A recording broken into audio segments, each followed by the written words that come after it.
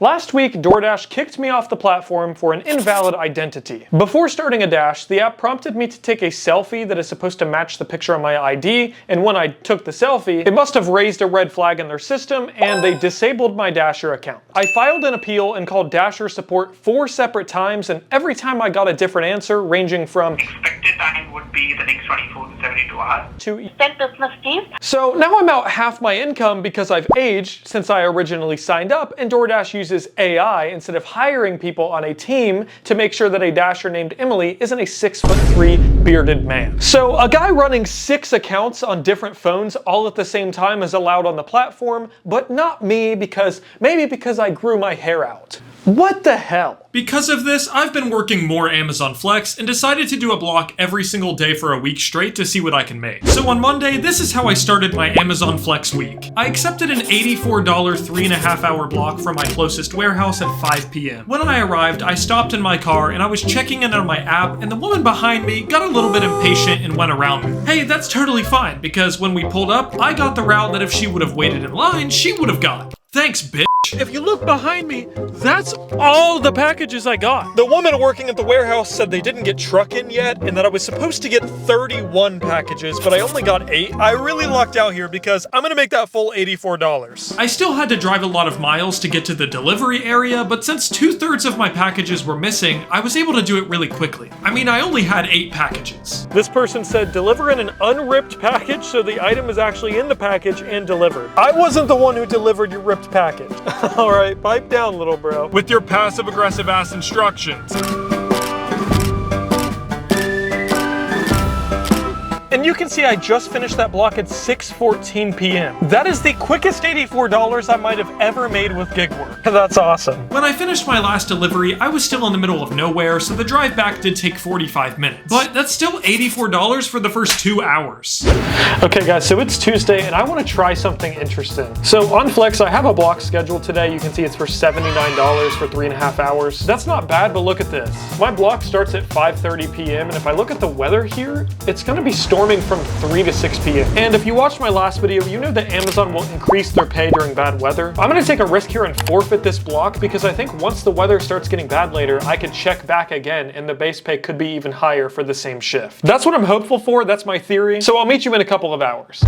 This strategy, it fell short. I saw a $110 block, but someone else accepted it instantly. Amazon claims that they actively fight to remove bot accounts that accept high-paying blocks faster than humanly possible, so this could have been a bot, or maybe I was just too slow. And despite the storm starting at 4 p.m., I paced in my living room, refreshing the app, but I never got anything above the base rate. Okay guys, lesson learned. That is the second time now that I've tried canceling a block to get a higher paying one, and it just didn't work out. So I am done doing that. But it's Wednesday now, and this morning I saw this $94 block for 4 hours, which is $20 above base, so you already know I took that. We're not trying for higher. That's a good block. Now, let's go see what this route looks like this time. So they scanned my ID, I pulled up, and I got my car loaded in 10 minutes. I was missing a package, so an employee removed it from my app, but the good thing about Flex is those issues don't deduct your pay because you're paid per block, not per hour or per package. Okay guys, so I just got the route. It is a 4-hour route instead of 3.5 hours. So we have a short 49-minute drive to our first drop-off.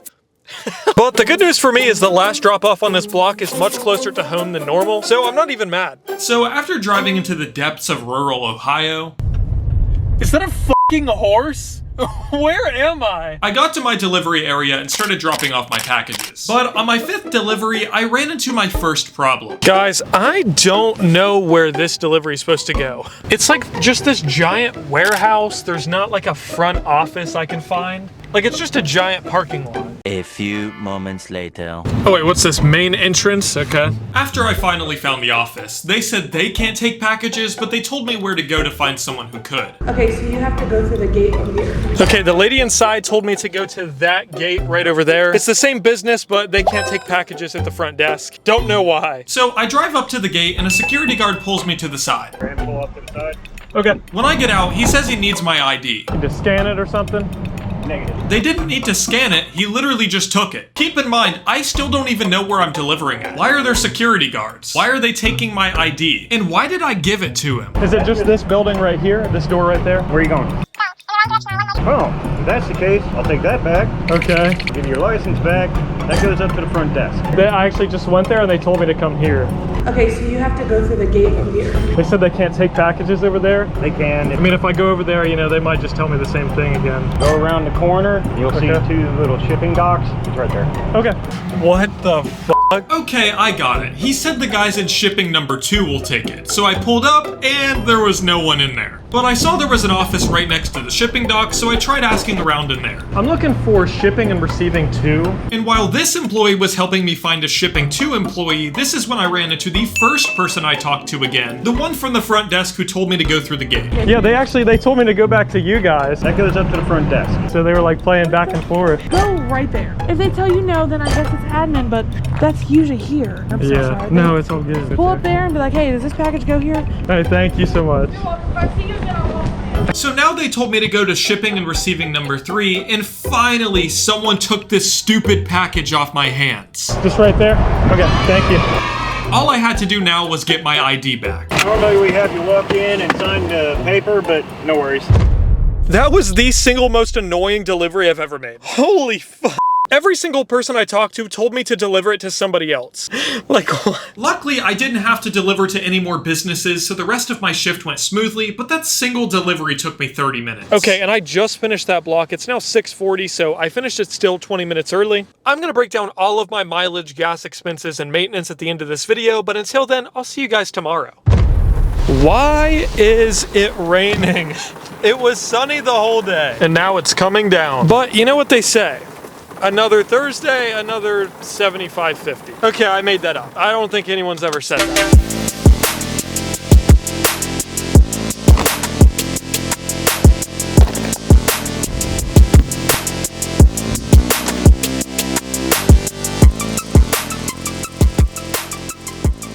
I'm finishing this shift an hour early at 8:20, but I'm also almost an hour away from the warehouse. So today a little bit lower at $75 for 4 hours. On Friday, I did a $79 block that took me 3.5 hours. And then all that was left was the weekend.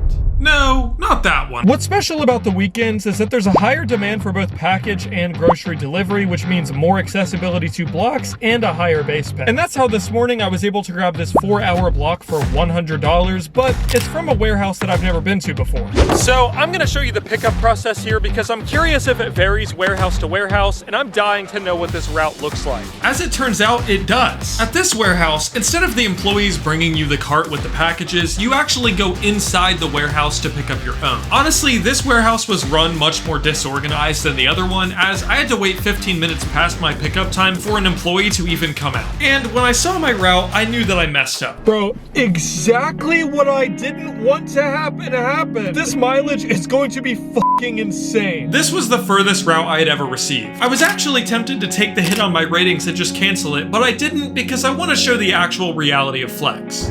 Bro, I hate this. This is the longest drive ever. Despite the high mileage, the route wasn't that bad. I encountered a couple of dogs. Bruh. Bro, more? What the hell is that? So like, what is... We are in the country. And after I finished the block, then it was just time for the drive home of shame. Why is this guy flipping me off? What? This block paid me $100 for a total of 177 miles. Yikes. This block was not worth it. I am 66 miles away from home. I know I said I wasn't going to be using my home as a reference point, but 66 miles. But on Sunday, I finished the week with a $91 block for 3.5 hours. Let's go. We got this filled today. And then it was time to go over the numbers. Now, I know you're curious to hear how much I made, my expenses, and my profit, so I'm gonna get straight into it. And I made $523.50 in 23 hours, which on face value is pretty good. But these miles, I drove 737 miles. That is a lot, and for some people, that's a deal breaker. But let me break down the exact cost for these miles. My car averages 30 miles per gallon, which means this 737 miles equates to 24.5 gallons, and if we multiply that by the rate of gas, which is $2.66 a gallon. That is $65.17 in gas costs. But there's more expenses than just gas. With this work, you need regular oil changes, new brakes, new tires, and eventually a new car. I've done delivery driver side hustles for the past couple of years, and my average cost for maintenance for 10,000 miles comes out to $350, or 3.5 cents per mile. Now I need to calculate for the price of depreciation, but I got a really good deal on my car because I bought it during COVID. It was a Toyota Corolla for $12,000 with only 30,000 miles. So under the assumption that the car will last an additional 200,000 miles after I bought it, that makes my depreciation cost 5.4 cents per mile, and I'm just gonna round this number up here. To be on the safe side, we're gonna say 10 cents per mile. This means my car maintenance and depreciation cost combined is $73.70 for those 730 miles. That makes my total expenses $138.87 and a profit of $384.63. Now, the good thing about driving all these miles is the government gives you a standardized deduction for mileage at 70 cents per mile, so I get to almost write off the entire amount of money I made and report to the government that I only made $7.60 of everything that I made. And that $7 is the only taxable income for this week, so I pay about a 30% rate on that, which is like $2. So that's the profit. It comes out to about $16.70 per hour profit after tax, which is a pretty good side hustle that I'll continue to do. And I understand I drive a fairly cheap car, and I also live in a modest cost of living area in Ohio, so it's not bad. I certainly wouldn't do this in a BMW, and I also wouldn't do this full time. Also, if you do flex, I would never recommend taking the blocks at the base rate, because when you do, they're not gonna pay as high, and you're gonna cut much more into your earnings with your gas costs and maintenance. Let me know what you guys think, and I'll see you next time when we're trying a different side hustle.